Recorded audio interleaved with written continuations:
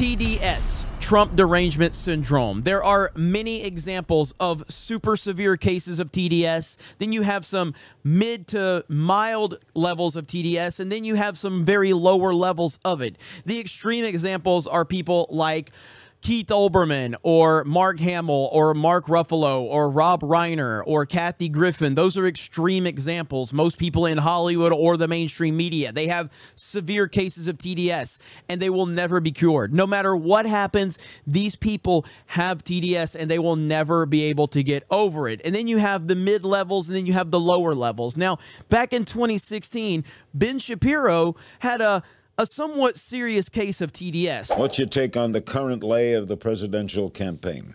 You are a supporter of his, aren't you? No. You're not? No. Well, being with Breitbart News, I would have thought that you would be an ardent supporter. That's one of the reasons I quit, yeah.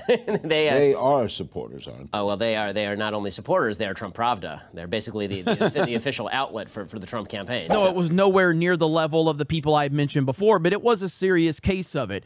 In the years since, he has lightened up a bit, but he still has that TDS all about him. And even when he tries to pretend that he doesn't, it's pretty obvious that he does. Now, Ben Shapiro makes points that I like. Ben Shapiro makes points that I don't like. I overall love what the Daily Wire is doing with movies and entertainment and things like that. I 100% do. But no matter what, I can never fully forget of how Ben Shapiro labeled Donald Trump in 2016. I can never forget how dismissive he was of Donald J. Trump in 2016. I mean, I think that he's already hurt conservatism pretty badly. My concern is that, and one of the reasons I'm not voting for him is because I'm concerned that he hurts conservatism if he wins. If he loses, I think that he hurts conservatism less in some ways because there's been a repudiation of some of the things that he believes and says. And now here we are, all these years later, and all of these problems going on, and Ben Shapiro can't get out of his own way because he still has a mild case of TDS. Trump is dominating in the polls. Trump's candidates are winning across the entire country. Trump's influence is better than it's ever been. It's bigger than it ever was.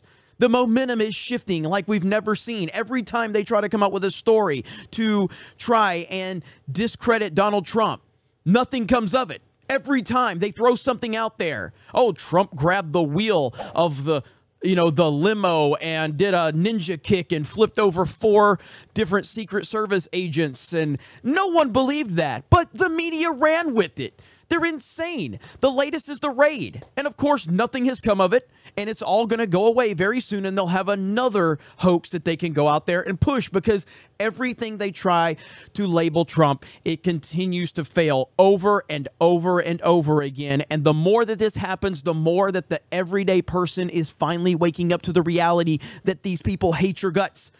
And they will lie and they will manipulate and they will say anything. If you go against the narrative, if you don't line up with their narrative, they will do anything in their power to take you down. We're seeing it right now. Look at Aaron Rodgers in the NFL. He was just on with Joe Rogan. I've never been an Aaron Rodgers fan. This man was completely thrown under the bus by the media because of course he was. Because he dared to have an opinion that went against the narrative. So they will discredit him. They will dismiss him. They will disrespect him because that's how it goes. Look what they did to Elon Musk, someone that's been critical of Trump. And look at, because he didn't line up with the narrative, because he calls out the BS hit pieces like crazy. And Elon's kind of backed off because he couldn't handle it. Trump will not back off because he has the balls to deal with it.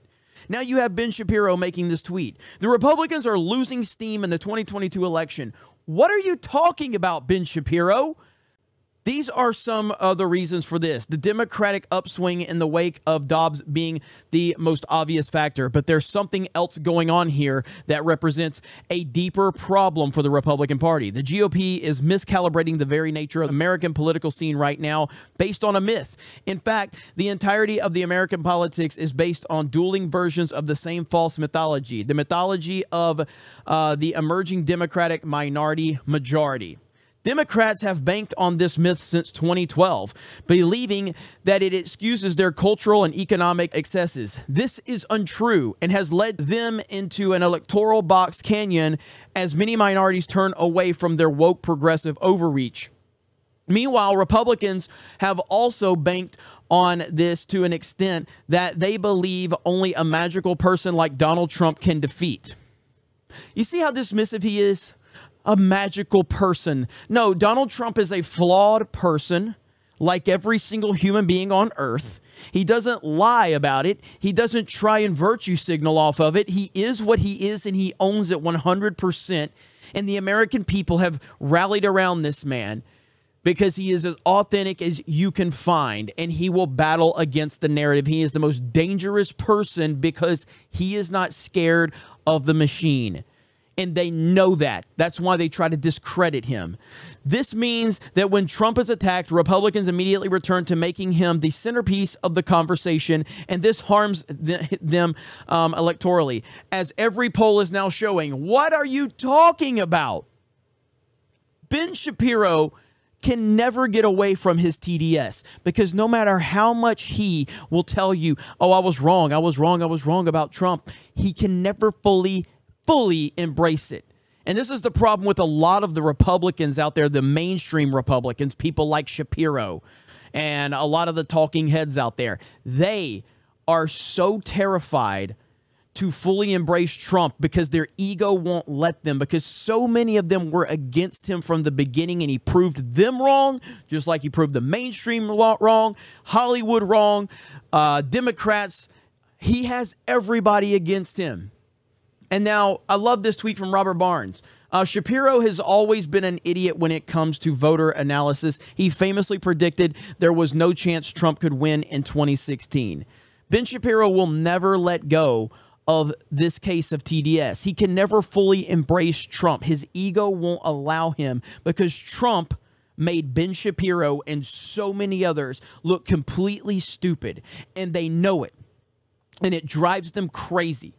And so you have Shapiro continuing to run his mouth and seem like he's smarter than he really is. He's a smart guy. He's a very intelligent guy.